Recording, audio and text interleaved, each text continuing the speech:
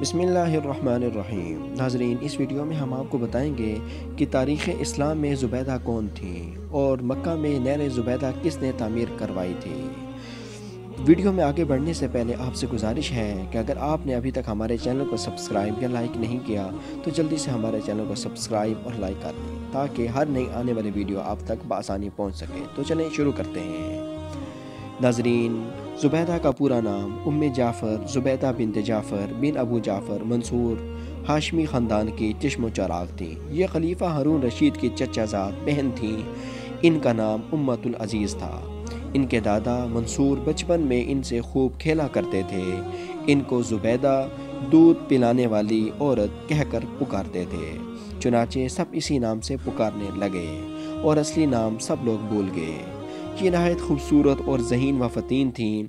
ناظرین، یہ دوسری صدی ہجری کا زمانہ تھا۔ دنیا کے چپے چپے میں اسلام کی کرنیں اپنی تابناک شعائیں بکھیر رہی تھیں۔ وہی عرب جو کچھ عرصہ پہلے انتقام کی آگ میں جھلس رہے تھے، آج اسلامی تعلیمات کی بدولت تمام بھائی بھائی بن چکے تھے۔ قبائل کے درمیان باہمی اختلافات پائے جاتے تھے، مگر محاذ جنگ میں سب اکٹھے ہوتے تو سب ایک دوسرے کا بے حد احترام کرتے تھے۔ تلواروں کے سائے میں ان کی نمازیں ادا ہوتی تھیں اور جن جن ملکوں میں وہ جہاد کا پرچم لہراتے تھے وہاں کے باشندوں کے عدل و انصاف کرنا ان کی شان۔ دوسری جانب مسلمان مبلغین بھی دعوت و تبلیغ کا کام جاری رکھے ہوئے تھے، چنانچہ دیکھتے ہی دیکھتے مسلمانوں کی تعداد میں بے تحاشا اضافہ ہونے لگا تھا۔ دوسری صدی ہجری کے اواخر میں مملکت اسلامیہ کی بھاگ دوڑ خلیفہ ہارون رشید کے ہاتھ میں ہے۔ دنیا کے گوشے گوشے سے مسلمان بیت اللہ شریف کا حج ادا کرنے کے لیے آ رہے ہیں۔ مکہ مکرمہ میں پانی ناپید ہے۔ حجاج کرام اور اہل مکہ بڑی مشکل سے کسی طرح پانی کا بندوبست کر پاتے ہیں۔ اسی زمانہ میں ملکہ زبیدہ بنت جعفر فریضہ حج کی ادائیگی کے لیے مکہ مکرمہ آتی ہیں۔ انہوں نے جب اہل مکہ اور حجاج کرام کو پانی کی دشواری اور مشکلات میں مبتلا دیکھا تو انہیں سخت افسوس ہوا، چنانچہ انہوں نے اپنے خرچات سے ایک عظیم الشان نہر کھودنے کا حکم دے کر ایک ایسا فقید المثال کارنامہ انجام دیا جو رہتی دنیا تک عالم بشریت کو یاد رہے گا۔ جب زبیدہ جوان ہوئیں تو خلیفہ ہارون رشید سے ان کی شادی ہو گئی۔ یہ شادی بڑی دھوم دھام سے ذوالحجہ 165 ہجری میں ہوئی تھی۔ ہارون رشید نے اس شادی کی خوشی میں ملک بھر میں عوام و خواص کو دعوت پر بلایا اور مدعوئین کے درمیان اس قدر زیادہ مال تقسیم کیا جس کی مثال تاریخ اسلام میں مفقود ہے۔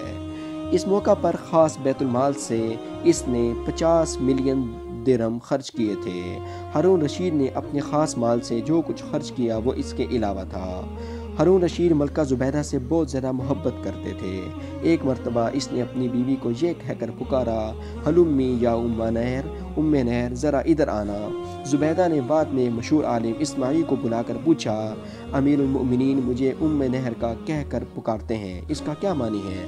اسماعی نے جواب دیا، چونکہ جعفر عربی لغت میں نہر کو کہتے ہیں اور آپ کی کنیت ام جعفر ہے، اس لیے نہر معنی مراد لے کر آپ کو اس نام سے پکارا ہوگا۔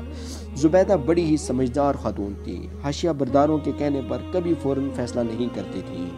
ایک مرتبہ ایک شاعر نے ان کی خدمت میں چند اشعار سنائے، مگر ردیف و قافیہ اور الفاظ کی ترکیب میں شاید وہ اپنا مافی ضمیر اچھی طرح ادا نہیں کر سکا۔ شعر کے مفہوم سے ان کی عظمت کے بجائے گستاخی ہو گئی۔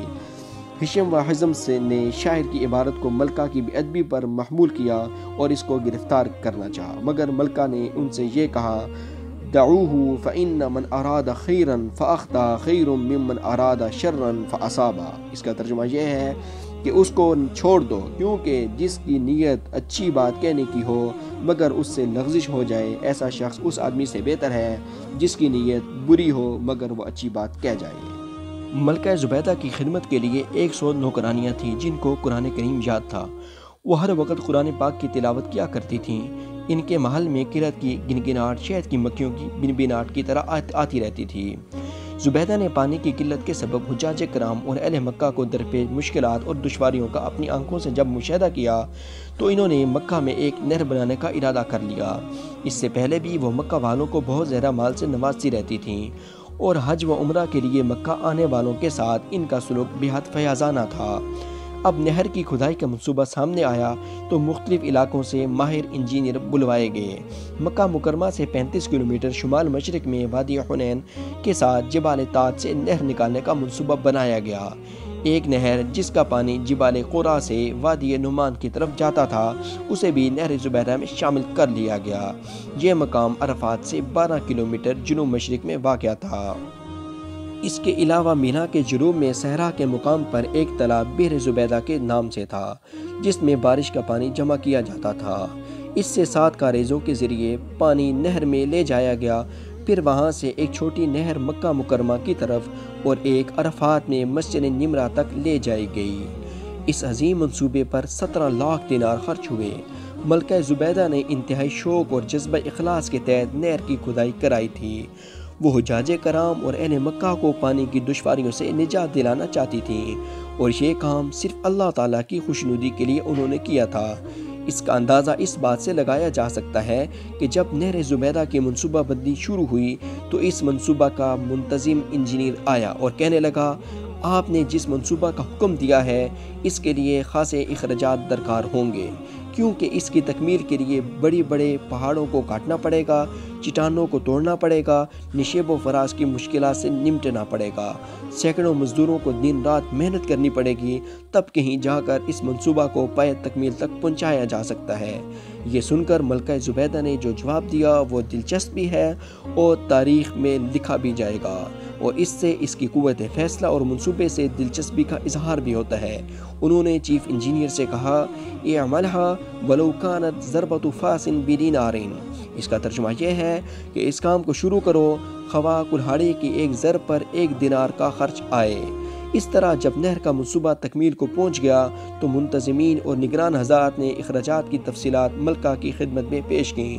اس وقت ملکہ دینار دریائے دجلہ کے کنارے واقع اپنے محل میں تھیں۔ ملکہ نے وہ تمام کاغذات دیے اور انہیں کھول کر دیکھے بغیر دریا میں ڈال دیا اور کہنے لگیں، یا اللہ، مجھے دنیا میں کوئی حساب کتاب نہیں لینا تو مجھ سے قیامت کے دن حساب نہ لینا۔ ملکہ زبیدہ نے یہ عظیم الشان کام انجام دے کر حجاج کرام اور باشندگان مکہ مکرمہ کو پانی کی قلت کے سبب درپیش مشکلات کا حل نکال دیا۔ اللہ تعالیٰ اس نہر کو ان کے حق میں صدقہ جاریہ بنائے۔ ان کی وفات بغداد میں جمادی الاولیٰ 212 ہجری میں ہوئی تھی۔